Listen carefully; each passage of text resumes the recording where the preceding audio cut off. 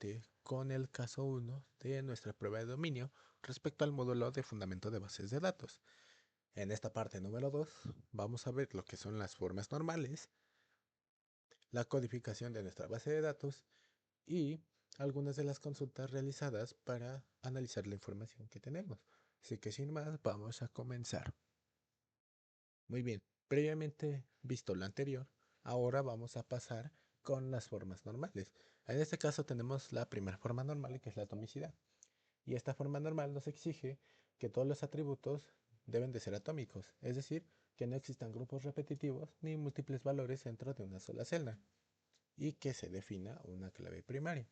En este caso nosotros partimos de una tabla plana donde se van a registrar de manera masiva todos los datos de los proyectos.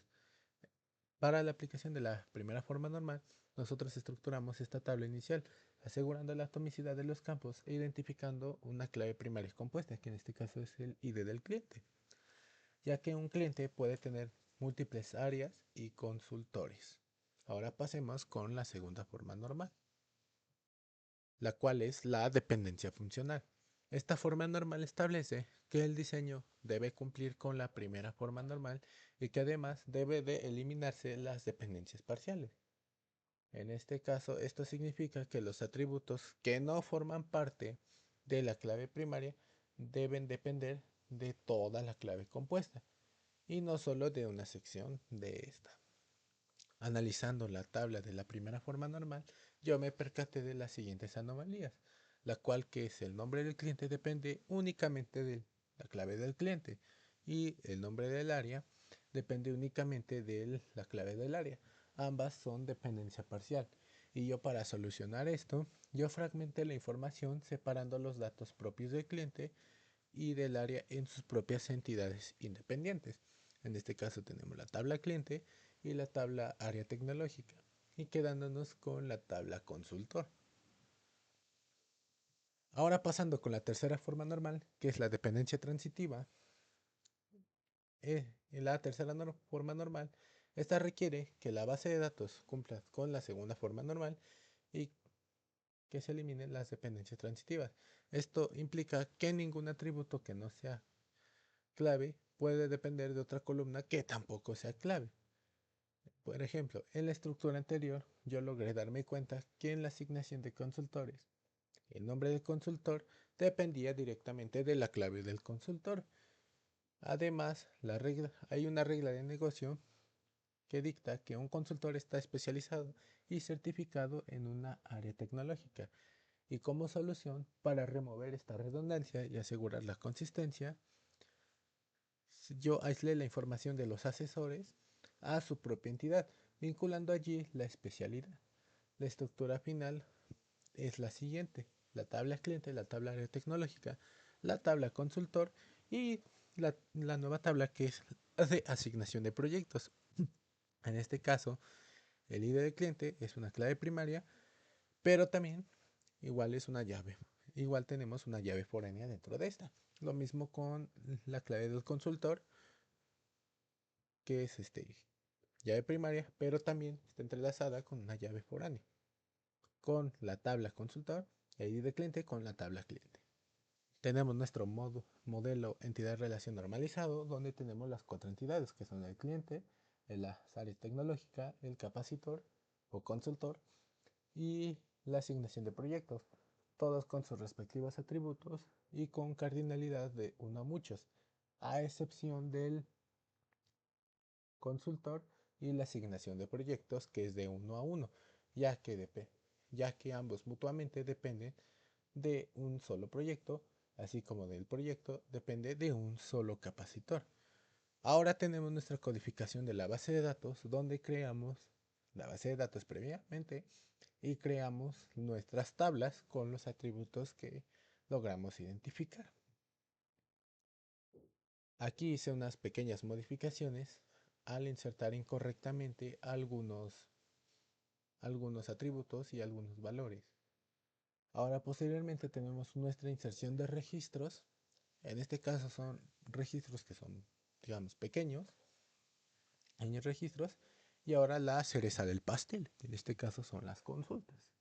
tenemos nuestro listado básico donde mandamos a llamar el nombre del cliente y el nombre del consultor de sus respectivas tablas de la tabla clientes.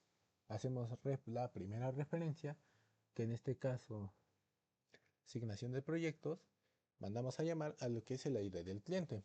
Y lo mismo pasa con el ID del consultor, dándonos como resultado la siguiente tabla.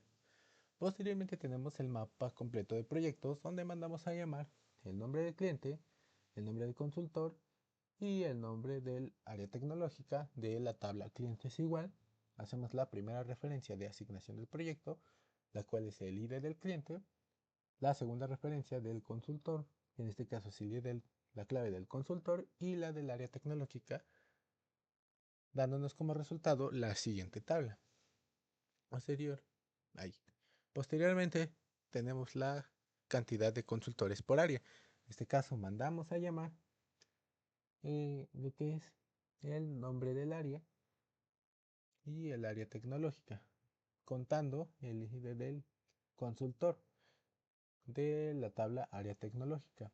En este caso agrupamos a la izquierda nuestra referencia agrupando, agrupando los nombres de las áreas, que en este caso es la ciberseguridad, y el total de consultores.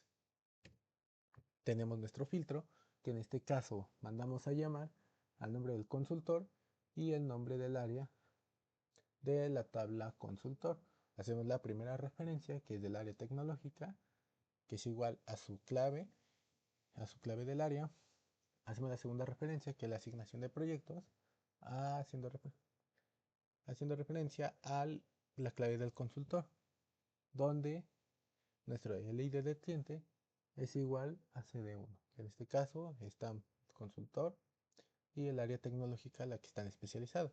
Y nuestra restricción avanzada, que donde mandamos a llamar el nombre del cliente contando y distinguiendo de la ID del área de la tabla cliente.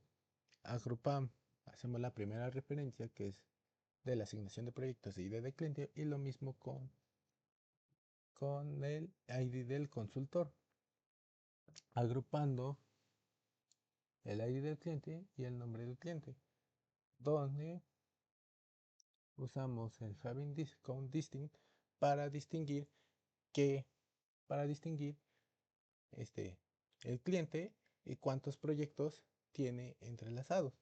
Y bueno, la conclusión de este proyecto es que esta prueba de dominio me permitió aplicar de manera práctica algunos conocimientos fundamentales del diseño de la base de datos relacionales. A través de este proyecto yo pude destacar en las siguientes aportaciones, que en este caso fue la eliminación de redundancias, el cumplimiento de reglas de negocio y la eficiencia en la explotación de datos. Sin más, les agradezco su atención y espero un 10.